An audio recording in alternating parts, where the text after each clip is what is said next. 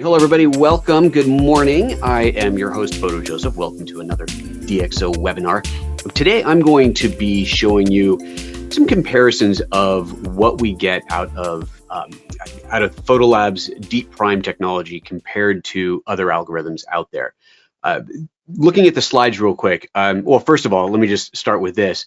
So, title of the show, Noise Reduction Comparison using DeepPRIME and other programs. So the plan for today is to do these comparisons just to show you what they look like when you compare the different algorithms, the different options, and so on. The screen says we're going to look at Photoshop, Lightroom, and PhotoLab, and we're going to compare the three different algorithms in PhotoLab. I'm actually adding something to this, kind of a last-minute addition. We're also going to be looking at Topaz Labs AI, what was it called? The DeNoise AI. I just put that on here, decided to compare that as well. I had never used it before until very recently, and a couple of users had been asking me about how it compares, and I thought this is a great opportunity to do that. So we're going to be comparing all of these. Photoshop and Lightroom, it's the same denoising algorithm. I'll go into Photoshop just to show where to control it there in the ACR level when you're in the raw decoder, but it is the exact same algorithm as you get in Lightroom. So since we're really here to show comparisons, there's not really much to show in Photoshop, but I'll show you where it is just in case you do want to attack that in Photoshop. So with all that said, we are going to go through this. There's a lot to go through in a short amount of time, so I will try not to talk too fast, but that is not usually my forte. I will do what I can to keep it relatively slow. That all said, let me move a couple things on my screen and make sure I'm good to go. I'm good. All right. We're going to start in Lightroom just to take a look at the photos. So let me add the folder of photos that I want to work with in here. Here we go, this noise reduction collection. And I've got a bunch of different pictures here. Import these real quick. And here's what we're looking at. I got two sets of photos that we're going to look at. The first batch will be from a Micro Four Thirds cameras. So small sensor. These are all going to be high ISO for obvious reasons. We're looking at noise reduction here. But anybody who's works with a small sensor or Micro Four Thirds sensor knows that one of the disadvantages is you do tend to get more noise. And so as a Micro Four Thirds shooter, and I'm largely a Micro Four Thirds shooter, noise tends to be a problem in really dark situations. So we're going to start with those. But then we're also going to look at a collection of older photos. This is, let's see here, let's just quickly look at these specs. This photo is from a Canon 20D. Canon 20D, that's pretty old. And this was shot in, where's my metadata? It was here. Oh, there it is, 2005. So 16 years old. That's pretty old. So, and that was at 3200, which it's funny because today 3200 doesn't sound like that much, but oh boy, howdy, 3200, it was a lot back then. And this photo is from a Nikon D3. This is a little bit newer, if I recall. This was shot 2008, not a whole lot newer. This is actually shot at the Beijing Olympics, kind of cool. And that one was at an ISO of 3200 as well. And then the last one here is a Canon 1D Mark III shot at 6400 ISO, so really pushing the limits there in 2008. So some older camera, older lens combinations here. Part of the idea here is to really drive the point home that working within DeepPRIME, working within PhotoLab, you are gaining a lot more than just benefits for newer cameras. It helps with your older ones for sure as well. So let's take a quick look at these photos up close in Lightroom. I haven't added anything new in here yet. I haven't added any additional adjustments. So the denoising that we're seeing is simply what is coming out of Adobe's engine. So we can see there's quite a lot of noise. Look at the background here, quite a lot of noise there. That is just straight brought into Lightroom, no changes made. So let's look at this one here. This is really, really grainy. We can see a huge amount of grain here. This is going to be a good demo because it's just so much noise in this photo. And then this one here, not quite as noisy, but certainly it still is a pretty noisy image. So, all right, so those are the three that we're going to be looking at in here. Let's see, I'm going to start actually in Topaz DeNoise. So let me just browse and add these three photos. There are the Micro Four Thirds photos. Select these, click on open, and it's adding these to its thing. And the way that that Topaz DeNoise works is you get a kind of left-right split here showing you the before and after, and there's a couple of AI algorithms, the artificial intelligence algorithms. There's a DeNoise AI and an AI clear. If you click the little eye, a little question mark up here, it tells you that the DeNoise, the default one, is good for preserving detail in low noise images. That's not why we're here. The second one is AI clear, good for high noise and high ISO. So that's where we're going to be. So I'm always going to switch over to AI clear. I'm going to let it just do its thing. It does a automatic update and goes through, and then we'll switch on the automatic mode here. And automatic is choosing to do remove noise at medium and enhance sharpness at low. And it's remarkable, right? I mean, this is a very, very distinct difference between the left and the right. The left-hand side image, I want to point out, you're seeing a lot of color noise in here.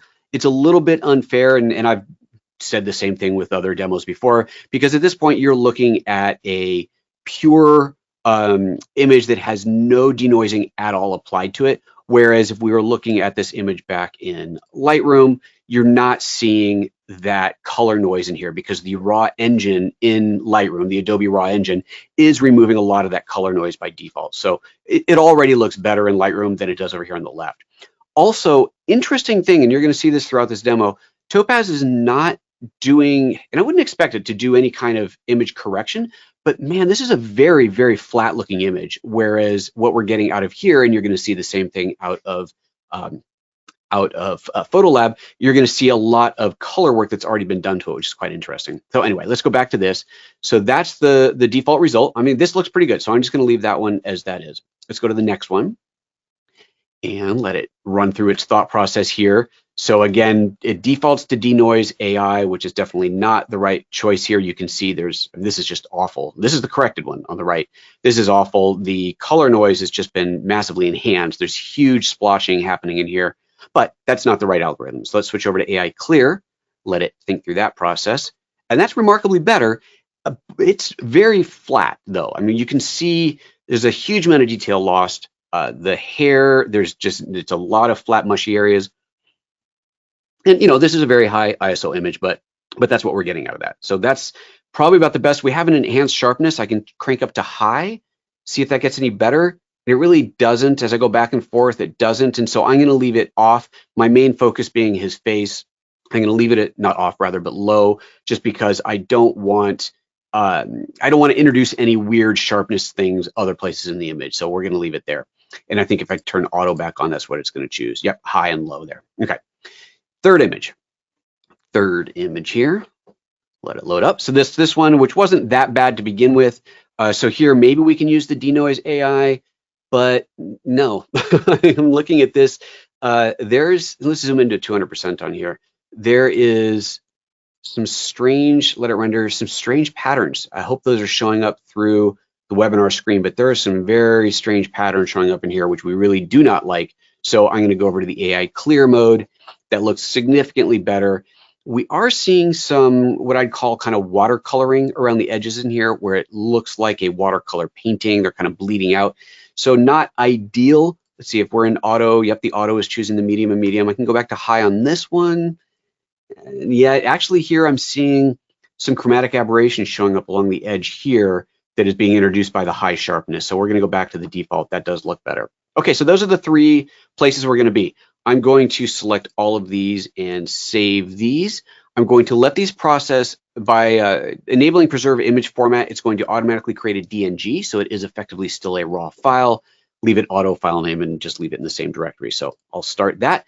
While that is rendering off, I'm going to jump over to a couple questions that have popped up already, and let's take a look at those. First question, is noise reduction better than define feature in the NIC collection? Oh, so is the noise reduction, DeepPRIME noise reduction in PhotoLab better than define? Yes, it is. It is a much more advanced algorithm.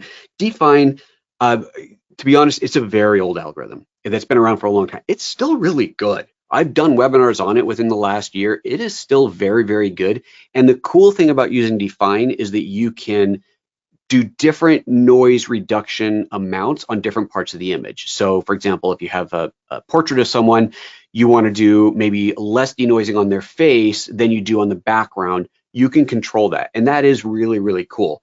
Outside of that, the only way to do that would be to do a layer stack in an app like Photoshop, where you can blend between different amounts of denoising on different files. So that does make Define still very, very interesting, but the intelligence that's in DeepPRIME does such a good job that every photo that I've thrown at DeepPRIME, I've never looked at it and thought, oh, I wish I could do a little bit more here and a little bit less there. It's so good. So that's why I'm not showing Define today. Again, it's very, very old. I wanted to take the latest and greatest, which is what we've got here, the latest algorithm from Adobe, the latest algorithm from DxO, and the latest algorithm from Topaz Labs. So that's what we're doing there. The next question is, does any noise reduction occur using DxO PhotoLab on 35mm slides that have been digitized and are grainy? No, that is a great question. So the way that PhotoLab works is it is applying a unique profile, a camera and lens combination profile, to every single photo that is imported. Every possible camera and lens combination. There's actually over 60,000 of these files, individual files, for a camera and lens combination. And no, not every camera combo on the entire planet is covered here, but the vast majority of popular or even less popular combos are there. Odds are, if you've got a camera and a lens, that combination is matched. And that unique profile can only work with the raw file. So what happens is, let's say that I shoot something on, like here, this example is a 1DS Mark III and a 15mm fisheye lens, right? So that combination has been tested in the DxO labs. There's a reason the company's name is DxO Labs. It is a laboratory. They have this huge science lab where they are doing a remarkable amount of precision testing with each camera and lens combination. And what they're doing here is they're shooting the same thing over and over again with these different combos and comparing the files and analyzing the distortion, the chromatic aberration, and noise patterns and all these things, and developing an algorithm unique to that combo.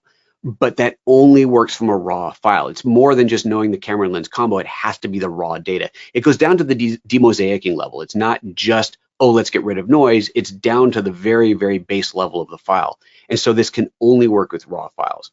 So with that in mind, if you are doing scans, then you would be using the denoising that's in something like Lightroom or even Topaz. Actually, I don't know what Topaz does. I shouldn't say that. I don't know what they would do with scans, but you would be able to do the kind of generic denoising inside of Lightroom with that. So great question. Thank you for asking that. Okay, this is done. Let me turn off my camera again.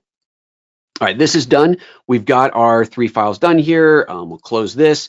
And if I go back over to Lightroom and just do a quick refresh on this, synchronize folder, then there we go. We're going to get those new files in there. So go back to that. All 6 of those are in there now. Okay, so that's those. Let's go over to PhotoLab. Let's go to my DeepPRIME algorithm here. And let's see here. I'm going to take, there's my raw file. So there's the DNGs that just came in, but I'm looking at these 3 raws. So let's take this raw file and I'm going to play with the DeepPRIME algorithm. So I've got here 3 different algorithms, HQ, Prime, and DeepPRIME. If you are familiar with this already, you know that when I apply Prime and DeepPRIME, I do not see that showing up here on the main image. I will only see it in the preview because this is so processor intensive that it only happens on export. So let's first of all position our preview. I'm going to put it right over his hand right there, because I think that's going to be a good spot. We see some shadow noise in here. We see the creases in the fingers here looking pretty good. So this is what we want to denoise. And you can see the noise showing up here. You can see it down in there, and that's what we want to get rid of. All right, let me switch over to Prime. And this is the older algorithm. And you can see right away there is a dramatic improvement in here. I'll go back and forth between the HQ and the Prime, and you can see a lot of noise is gone from there. Noise is gone from here. There's a little bit left in here, not much. And there's a fair amount of texture and detail that it is maintained. It's pretty good. But now we go to DeepPRIME. When we go to DeepPRIME, this is where you really see this shine. The noise reduction has improved. There's less noise, but look at the texture in the hands. Let me go back and forth between Prime and DeepPRIME. And it's, again, I recognize through a webinar screen, sometimes these subtleties are a little bit hard to see, but the differences here are really, really dramatic. Let's move the preview window around a little bit more. Let's go to this part of the hand where there's a bit more wrinkles in here, a bit more texture, some dry skin to compare, big difference in there. difference even in the contrast. Let's look at a part of the image that has a lot of out of focus area.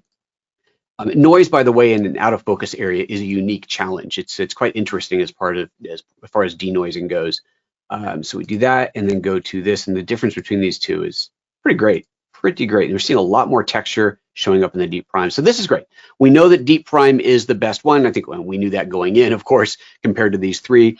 But those are your differences. Now, DeepPRIME does take a little bit longer to process. So it is one of those things where people ask often, well, should I still use regular Prime versus DeepPRIME? I would say even if on your system DeepPRIME takes longer to do, I would say just do it. It's worth it because you do get better quality. So then people ask, well, why is regular Prime still in there? Why not just get rid of it and just replace it with DeepPRIME? I think the answer to that is simply that it's a bad idea for a software company to remove a feature that's already there.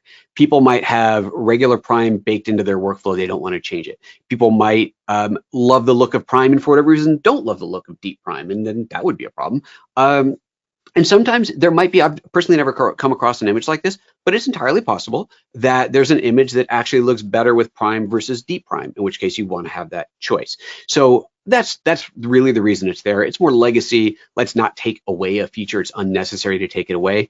But DeepPRIME is where all the good stuff is. So that's where we really want to be. So with that all in mind, let's now go ahead and turn this on for each one of these photos. So I'm going to go to this picture here.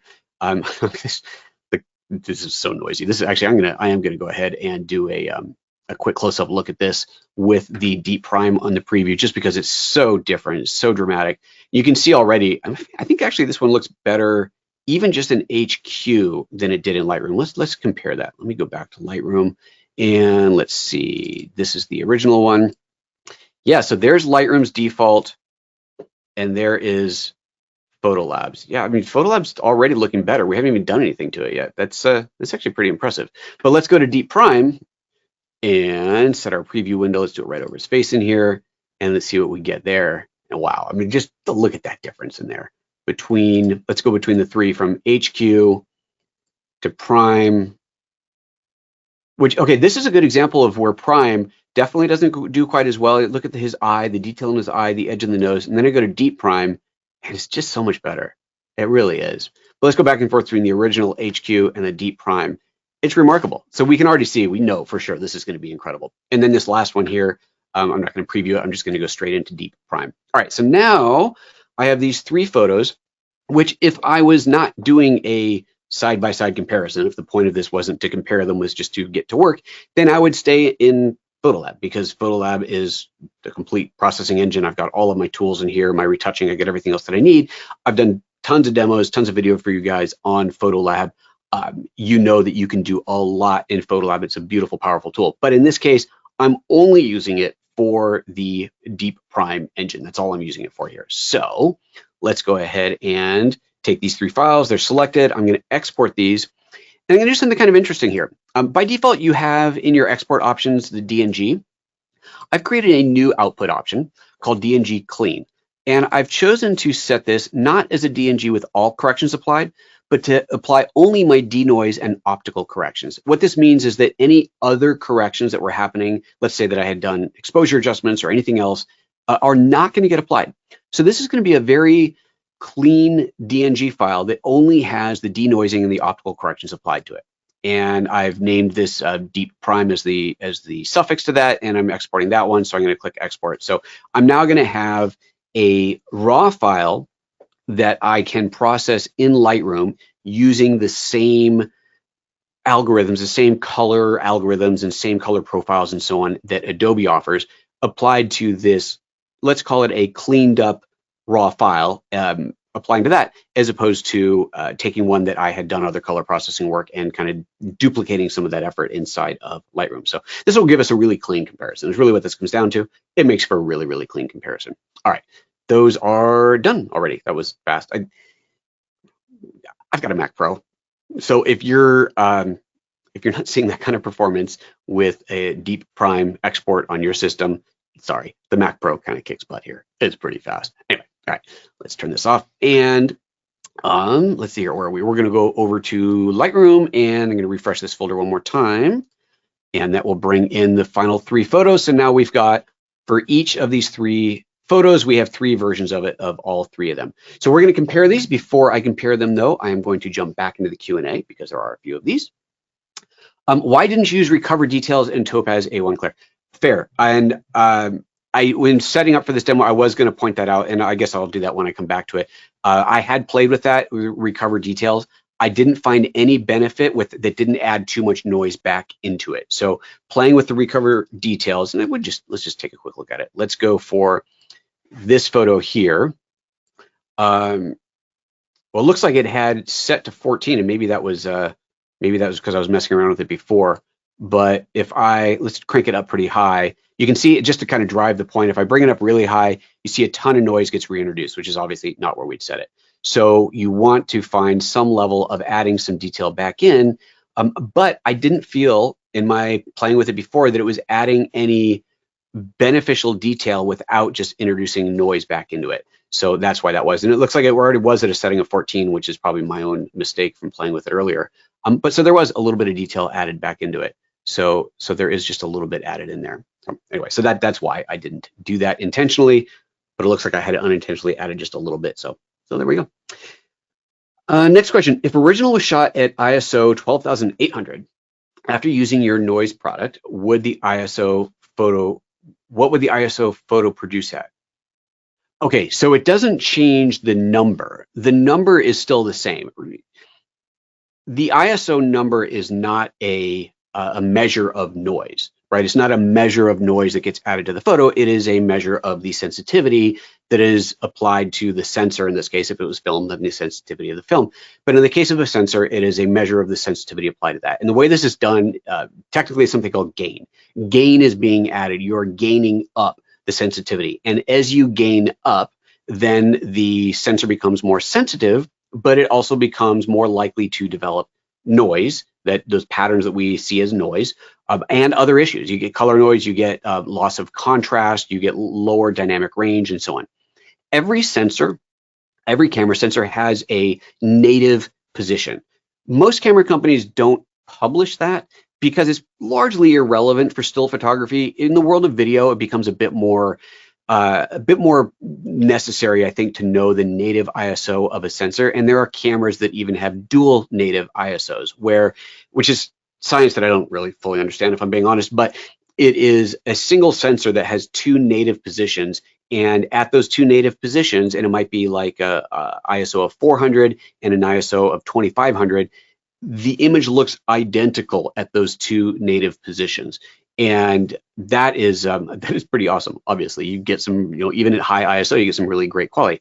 But as you change from whatever the native is, whatever the base ISO or the native ISO is, as you go higher and higher, you are increasing the gain of that sensor, introducing the possibility for more noise. You go up a little bit, nobody sees the noise, but the higher you go, the more noise you see. So even though to answer the question, to come back to the question, even though we are reducing noise, we're not changing the gain of that sensor. And the image has already been shot, right? It was shot at, in your example, 12,800. That doesn't change. If you wanted to know, is it the equivalent of an image shot at 400 or 800 or 1600?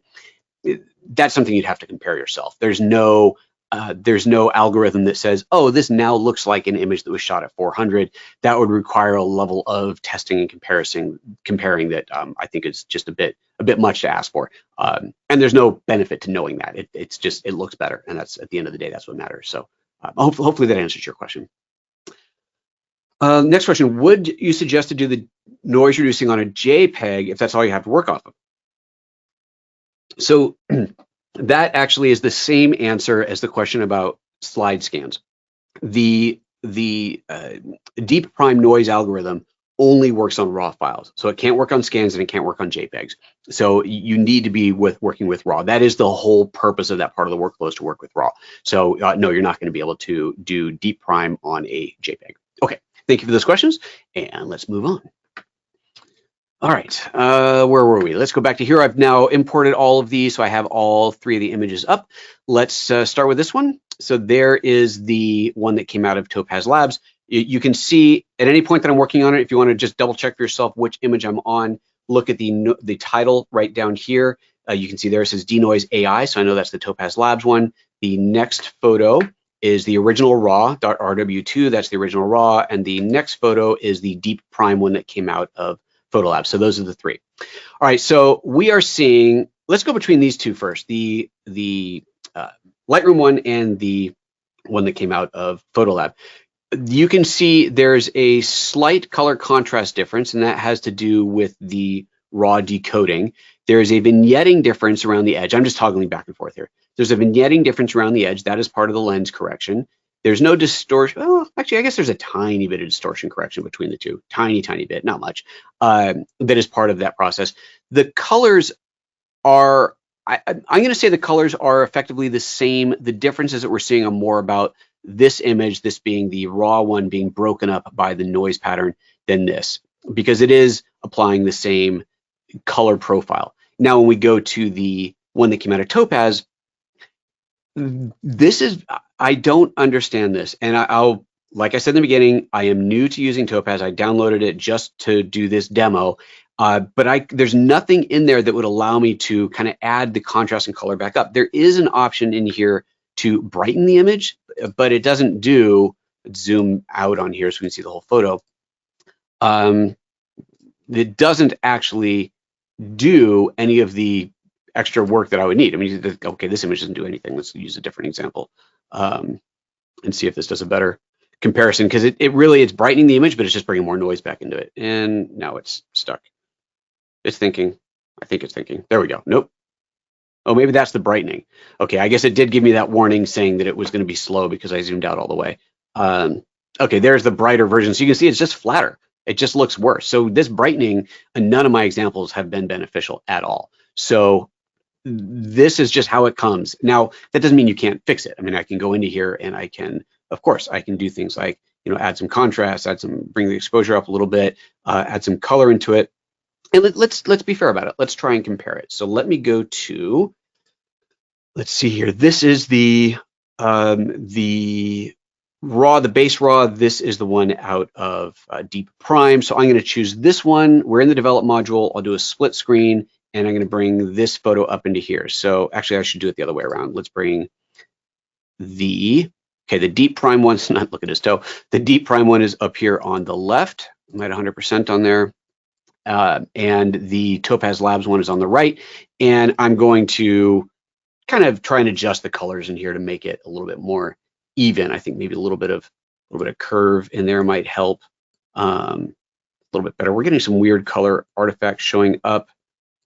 But we'll just leave it there. That's good enough for now. Okay, so now we're comparing. Now we're comparing noise. Finally, we're comparing noise between them. On the left, we have our reference image is the one out of DeepPRIME. So let's just double check that, drag that in. Oh, it wasn't the right one. There's the, no, that's the, sorry guys. Yep, DeepPRIME. Okay, that's the DeepPRIME on the left. On the right is the DeNoise one out of Topaz Labs. So there's our comparison there. So it looks like I oversaturated the one on the right a little bit. Let's pull it down just a touch. So now let's look at the noise patterns and differences. Let's start with the hand, because that's the most important part of this image. We look at the hand, and I am definitely seeing additional color noise and color blotching, which to be fair, I have enhanced because I've kind of increased the contrast on the image, but the image needs it. It needs that increased contrast. So I'm seeing some strange stuff showing up in here. Let's go up to the shadow in the bokeh in here. And on the left, again, our reference image, the one that came out of DeepPRIME, we see it's very, very clean. There is a little bit of noise in there, but it's a very nice, what I would call grain-like pattern. On the right, we are definitely seeing some color splotching, some color noise in there, and just some kind of bunching up of the data that does not look nice. So I think it's a pretty clear advantage here to the image on the left. Let's look at another part of it. Yeah, look at the fall off of from the highlights into the shadow here. Very smooth and clean. Here we're getting color splotching, and then a harder line as it falls in. The bokeh area, the out of focus area, I will point out, is one of the harder areas to denoise well. I think that a lot of times when you're denoising, it's natural to focus on the in focus parts of the image, but it is very important to look at the out of focus parts of the image, because that is where you're going to see some of the ugliness show up and rear its head. Here, look at this. Look at the smooth transition on the left side on this, I don't know, fold in the fabric, whatever that is. And on the right, it's just a bit chunkier, a bit bumpier. It just doesn't look as nice. So pretty dramatic difference. Well, now let's take a look at the Adobe algorithm. So let's see, that's going to be this image. So there's the Adobe algorithm on the right compared to our DeepPRIME on the left. Let's go to the hand part of it again. Let's start there. And all right, here's what I'm going to do here. Here's what I'm going to do. I'm going to try and denoise the image on the right. Because remember, this one doesn't have any additional denoising, right? This, so far, we're looking at no additional denoising. So this is not the best that it can possibly be yet. I'm going to look at this part of the image, the slightly out of focus area, and I'm going to try and adjust the image on the right so that it looks like the image on the left. That's my goal, because this on the left is my reference. So on the right-hand side, I'm in Develop module. Let's go down to Noise Reduction. Here we go. And I'm going to take the Luminance slider, and let's bring that up, up, up, up. And I get it to a point where the noise is about the same. Let's back it off a little bit. Let's say there. So I'm looking at the noise level here versus here, and I feel like that's pretty even right now. Actually, I could do a little bit more. Pretty even in there. Our edges are not as smooth. They're definitely a bit chunkier in here, but this is pretty good. This is respectable. But now look at the hand. Look at the hand. Look at how much detail is lost. We do have additional sliders. Let's take my detail slider up a little bit. I'll take the contrast up a little bit. Let's try and bring some of this back in. It's better. It's better, but it is definitely not the same. Look here at the texture. Look at how smooth this texture is in here versus here, how chunky it's getting. There is just no question that it is a better result on the left. Let's look at here. Ignore the fact that the color is a little bit different. That, I'm sure you can correct that, but we're looking for the noise in there. Yeah, I mean, it's a better, cleaner image. Here, look at the shadow detail in here inside of this flower. The shadow very nice and smooth here. Look at how chunky that is. So straight up, clear advantage there. Let's take a quick look at these other images. So let's see, I'll bring, let's see, this is my DeepPRIME image. I'll bring that up as the reference on the left. Let's zoom out of that. And then on the right, we're going to start with the Topaz Labs one. I don't drag and drop that. I just click on it. There we go. Zoom out of there. Okay, so there's our left and right comparison. Close this, get this out of the way here so we get a little bit more space. Hide. There we go.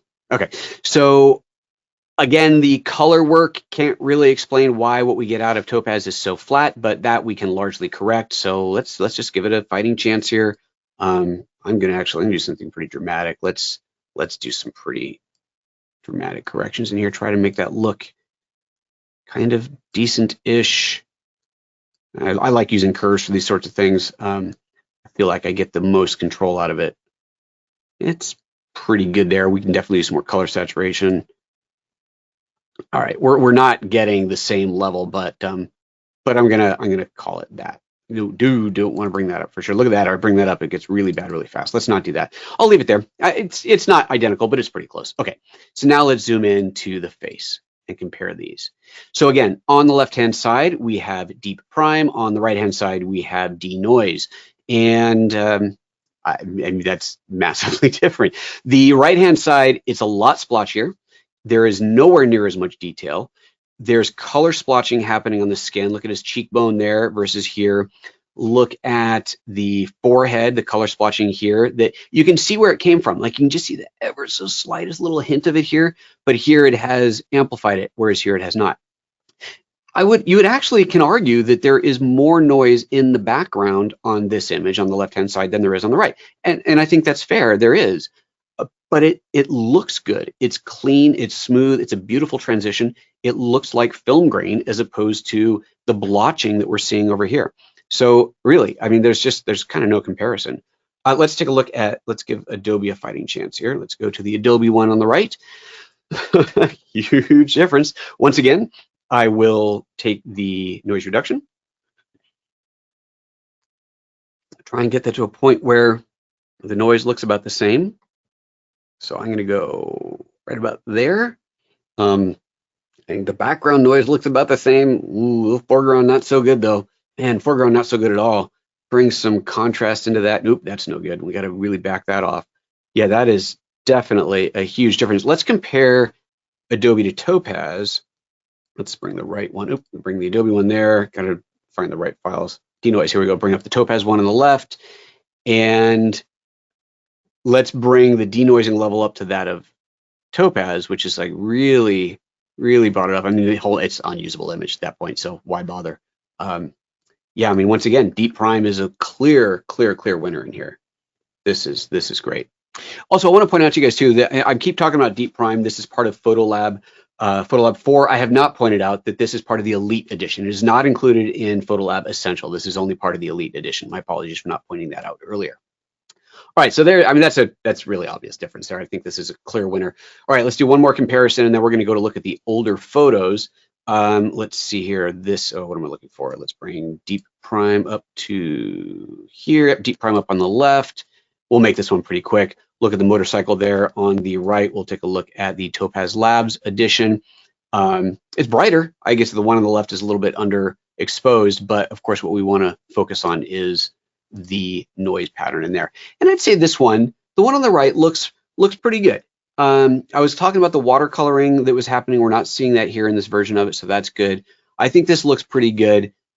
Clearly we have some exposure work to do here. Maybe let's pull that down a little bit, but it did a respectable job here, but still it is just not as good. And just straight out of the, well, not straight out of camera, but you know what I mean? No additional work done. The image on the left just looks dramatically better. So that's pretty good. All right, let me jump into questions, and then we're going to go back and look at the old camera views, old camera comparisons, because that is going to be equally as interesting. Can you batch process using DeepPRIME? Well, you just saw me do that, right? I went into each individual image and enabled DeepPRIME, but you can select multiples and then click on the DeepPRIME button and it will enable for all of them. So that enabling DeepPRIME on the image can be batched in the sense that you're just selecting a bunch and hitting one button. And then the export, you saw that I did the export with those multiples selected, and I chose to export as a DNG without any of the corrections applied to it. You can do whatever you want. And that was batched in the sense that it was just a select many and export. So there's that. There is not, if you're looking for a way to say drag and drop images in and have it automatically go through a process where you drop it in and it spits out the DNGs on the other end, it doesn't do that. You would have to import, which again, in PhotoLab, you're not importing. Remember, you're just pointing at a folder somewhere in your system. So you point at that folder, select all of them, hit the DeepPRIME button, and then hit the export button. So it'd be, like 3 clicks. So not too shabby. Why do we remove noise and add grain sometimes? Oh, that's a great question. I like that question. Okay, we're not adding grain in this case. I personally sometimes do, and I'll come back to that. I was talking about that noise pattern and saying how it looked like grain, and that is a looks like. Digital noise is, in principle, it's the same idea as grain. It's these chunks of ugliness that show up all over the image. Digital noise, though, it has a very different look to it, different pattern to it. You will actually see, if you read a lot of camera reviews, you'll see reviews of some cameras where the reviewer will say, oh, this camera produces a film grain-like noise at high ISO. You can't avoid noise entirely in high ISO, right? And cameras are getting better and better. You're getting less and less noise at high ISO, but you can't avoid it entirely. It is just part of the process of gaining up the sensor. And of course, as we've seen over the last decade of camera development, as new cameras with new sensors come out, let's just say that on a camera built 10 years ago, that 6400 was the highest ISO the camera could do. And at that point, it was kind of unusable. Maybe not so good. 10 years later, 6400 is like nothing. Man, at 6400, the image looks great. So therefore, the camera manufacturers go, well, now we can shoot all the way at 52,000. And at 52,000, it looks like what 6400 looked like a decade ago. So they're just increasing that threshold. I don't think that the camera manufacturer would have any real limit. They could say, oh, this camera can shoot at 8 billion ISO. It's just that it would be, a hideous image and nobody would like it. So they don't. I might be wrong about some technical limitations in there, but the point is, we are getting higher and higher ISO because the sensors are getting better and better, and the camera manufacturers are letting us shoot at a higher and higher ISO. So we get that high noise in the ISO. We go and reduce that high noise by using filters like these, the tools like these. When you reduce it, you especially when you have a lot of it, you can't eliminate it entirely. And so what happens when we reduce it is part of the process of denoising using DeepPRIME is to take what's left and make it look good. Make it look like a nice grain pattern as opposed to noise. Digital noise looks bad, film grain looks nice. Now, back to what I was saying in the beginning of how I sometimes do add grain. If I have a photo that either it's so high ISO that I can't quite get the level of reduction that I want, or I get a reduction, but I'm seeing that digital noise pattern that I don't want to see, that I'm still seeing there, what I will do is add a little bit of grain on top of it. And the grain pattern is a totally different pattern than the noise pattern, and it breaks it up and it looks better. It's just like if you have let's say you've got a photo of a bright blue sky, right? Big, huge blue sky photo, cloudless day, perfect blue sky, and the shade of blue that's at the bottom of the image, the horizon, versus the shade of blue that's at the top are very close. They're obviously not identical. It would be a painted, solid one shade blue sky.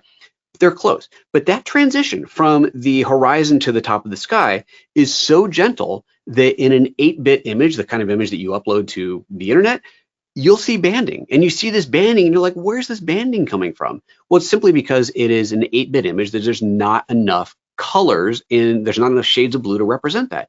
So what you can do to break that up is add grain. It's artificial grain, right? It's digital, but we call it grain. You add grain on top of it and it breaks up that pattern. So you can use the grain to break up the pattern of a gradient that is just too subtle to be processed in 8 bits, or you can use it to hide digital noise that you're not able to remove in any other tool. So 2 different approaches. There are 2 different reasons to use it, but hopefully that answers the question. These questions tend to end up being very long-winded answers, but I hope those are interesting for you. Next question, what happens if you take a TIFF into DeepPRIME? It's the same as taking a JPEG or a scan. It is not a raw file. DeepPRIME requires a raw file. Okay, all righty. Where are we? Now we're gonna go and look at these older files. I can't believe we're already running out of time. So let me turn off my camera. And we are going to look at these older pictures here. So let's just take a quick look at these to start inside of Lightroom. This again was the Canon EOS 20D shot in 2005. Only 3200 ISO. I mean, look at how much noise is in this. Look at how much noise is there, and it's only 3200 ISO. Today's cameras would laugh at this, but hey, it's 15 years old, man. That is what it is. Look at the next one here. This picture, same thing. I'm zoomed into 100%. Ton of noise up here in the mid-tones. I love this shot, little boy with the umbrella. Yeah, there's definitely a lot of noise happening in there. And then this one here, this was the 1D Mark III. A lot of noise showing up in the background in here. Very little detail left. There's a lot of breakup of the detail in the face here and in the bikes and so on. Also, it's a bit blown out. And I think let's just see here. If I take the exposure down on this photo, let's get out of compare mode. Here we go. If I take the exposure down, I'm guessing a lot of this is clipped. Yeah, there's definitely a lot of clipped. Oh, well, actually, there's more detail there than I expected. But okay, actually, I take it back. Yeah, there's more detail there than I expected. So we do have some data in here to work with if we can just get to it. All right, so that said, let us go over to Topaz DeNoise, and let me see here. Let me remove all of these. Yeah, don't save that. And let me add in the older camera photos. There's those 3, bring those in. And we're gonna kind of fly through this. I'm not gonna spend as much time on each one of these as I did previously. So, wow, okay, okay, brightness turned on. Whew. Okay, let's turn off brighten. Oh, that's better. Whew, that was close. Let's zoom into 100%. And there we go. So you can see here the difference left and right. This is the AI clear. Look at this part up here. That's definitely looking better. So we're going to basically leave it at that. There's some weirdness happening in here. To be fair to as the person who had asked about this, if I take down the original detail, interesting, we are getting more noise showing it. Well, I guess it's not noise, it's just some weird pattern in there. Let's take up a little bit of that recovered detail. You gotta be careful with this. You really gotta be careful with this. I'll leave it up just a tiny bit, Okay, so we're gonna do that one. Oh, what happened? Did I not save it? Let's go back to this real quick, sorry. AI clear, the clear is saying AI clear. There we go, okay. That clear button confused me for a moment there. Okay, to this photo here, and AI clear, it's automatic. Auto mode, it's saying do medium. Let's see if we take it up a little bit. Oh, sorry, it was saying low. We're taking it up to medium. That gets mushy pretty quickly in there. I'm gonna let it stay at low where it wanted to be. Because yeah, otherwise we're losing way too much detail in the umbrella there. Yeah, all right, we can leave it there. Okay, and that was the auto settings, right? Yep, that was the auto positioning. And then this last one here, the criterion. Let's see here what we get. Again, AI clear. We're leaving it at that. And yeah, they're just gonna leave it at the default. Remove noise. Well, let's take this one up a little bit higher. Let's just see what happens. Let's take this one up a little bit higher. Get a little bit more noise reduction out of the shadows in there. It's definitely getting a little bit splotchier, but I think it's a fair comparison. All right. All three of these, click those and save those three, and same as before, leave it at the default and let that process through. While that's happening in the background, I'm going to jump over to PhotoLab and do the same thing here. So let's go to the photo library. Let's see here. Oh, we see it's already creating those. So there's the CR2, the NEF, and the other CR2. Oops. Now these photos are being, I guess I'll just wait for it to finish so that they don't pop in and confuse me, because that's already happening. Let's see here, CR2, NEF, there we go, it's done, and CR2 again. So let's see here, to batch these, if I go to Customize tab with those three selected, and I go to DeepPRIME and I select it, you can see this little star symbol that showed up down there. That tells me that DeepPRIME has been activated for those. So if I wanted to check on each one of them, DeepPRIME is activated there, DeepPRIME is activated there, and DeepPRIME is activated there. So that's your batch processing, if you would. I would just select each one of those and do that. Click on that one button, and then we're going to go to export. I'm going to use my DNG clean preset, export those out. Nothing else I need to do. We're good. Let them rip through. So again, to batch process these, it's just a couple of clicks and away you go. Alrighty. So those are processing through. Let's let those finish. It's almost done. There we go. It's kind of funny. You know, these are smaller files, so they exported really quickly as opposed to the previous ones that were a bit bigger.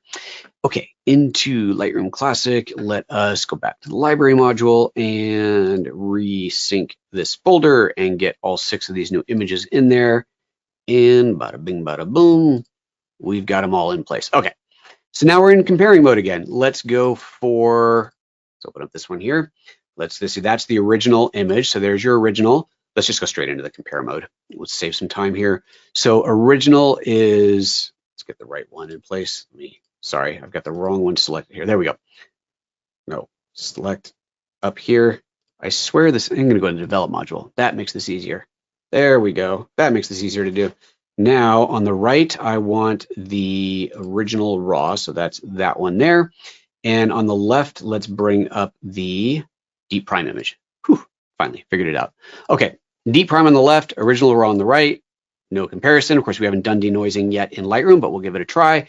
And let's bring up the Topaz one, which is this one here. Oops, I don't need to drag it. I just click it. There's the Topaz one. So again, we've lost a lot of that contrast, which we've already seen we can bring back in, but it's a lot more work to do. And I'd say the noise level reduction on here is pretty even. I think that one's a pretty fair, even comparison. Looking at all the different flat areas in here, I think that looks pretty even between the two, but we still do have to do the additional processing work to make it look good. So, all right, so you know, let's call it a tie between these two on the noise reduction on those. All right, let's go to this next one. Let's see here. Grab the DeepPRIME, drag that into here as our reference, and put the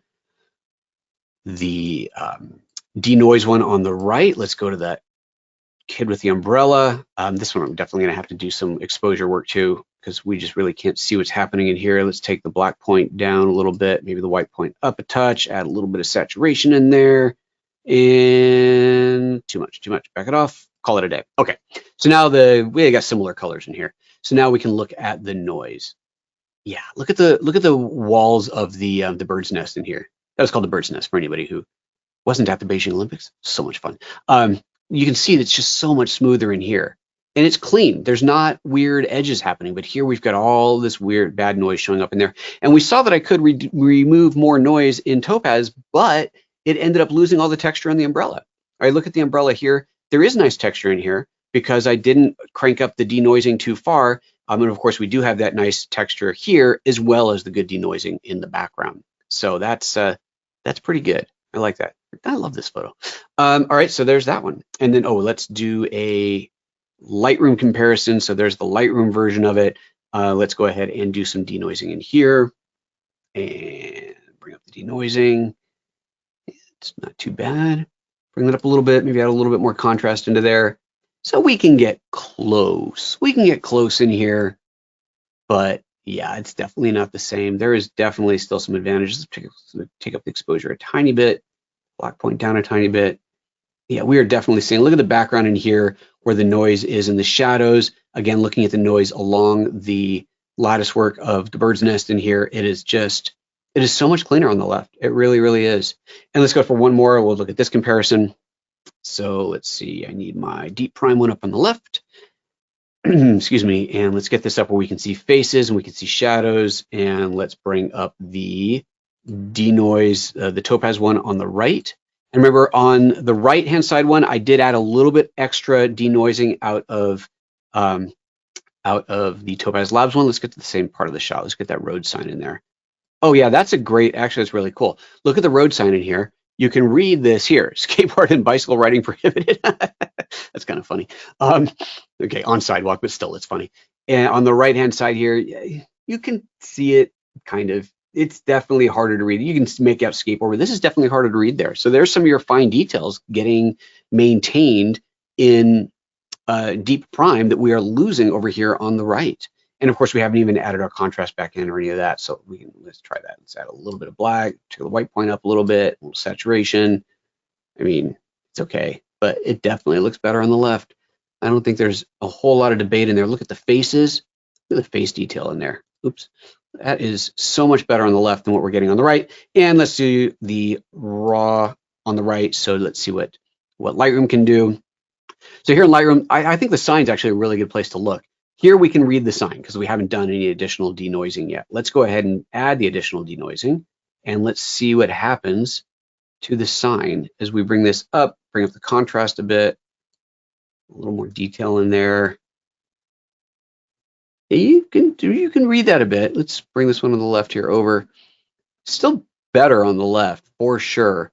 I would say this one actually Lightroom handled it a little bit better than Topaz in that case, but yeah, I mean that's a pretty big difference between the left and the right.